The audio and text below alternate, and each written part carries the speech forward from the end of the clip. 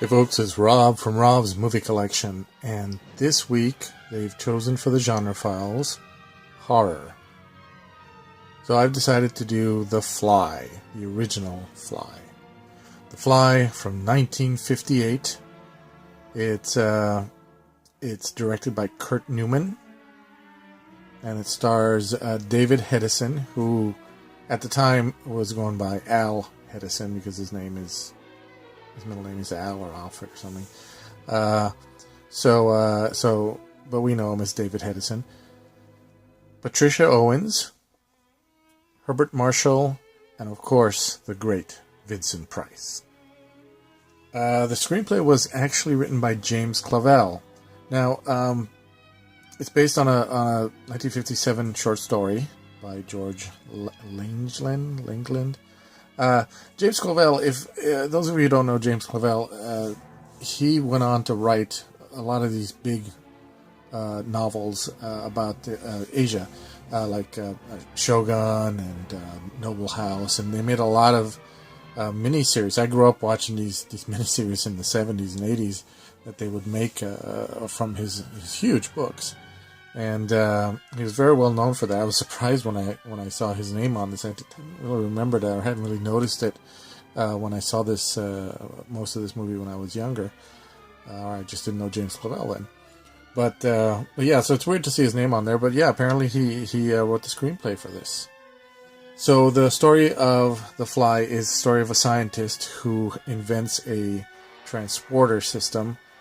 And of course, when he's trying it out, a fly gets into one of them, and he ends up merging with the fly, with a common housefly.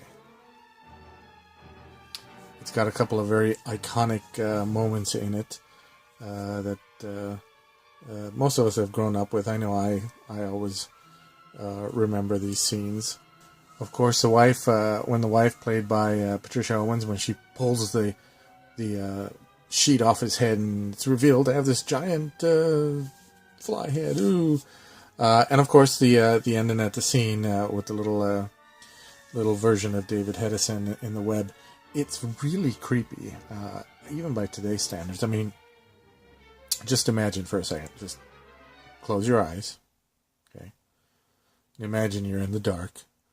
You're in your bedroom, and you're trying to fall asleep, and you're finally getting to that point where you're about to fall asleep, and then just out of the dark you hear, like in the corner of your room,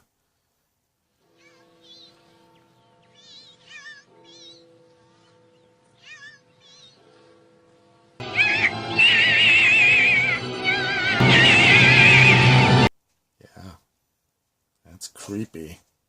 It really creeped me out when I was a kid. Now, I actually got The Fly in this collection here, the Fly collection. It has not only the original Fly, but Return of the Fly. Here we go, right here. Curse of the Fly, and Fly Collection, Disc of Horrors, which is, it's got the biography of Vincent Price's biography, the one seen on the A&E network, which are pretty good biographies. Featurette, stuff like that. Bunch of cool stuff, and of course it comes in these individual. I'm sure a lot of you have this one already, but it's really great. I love this thing. It's one of my favorites there.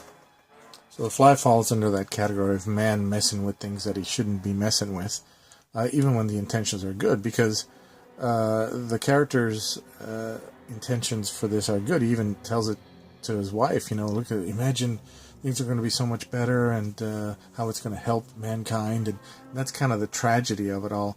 It can kind of be compared to Frankenstein, but I don't think Dr. Frankenstein's intention was as noble as this guy's is, and of course it all goes wrong because of a little fly.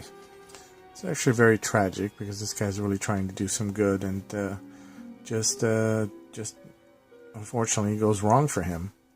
I think The Fly has become a classic in horror movies, in the horror genre.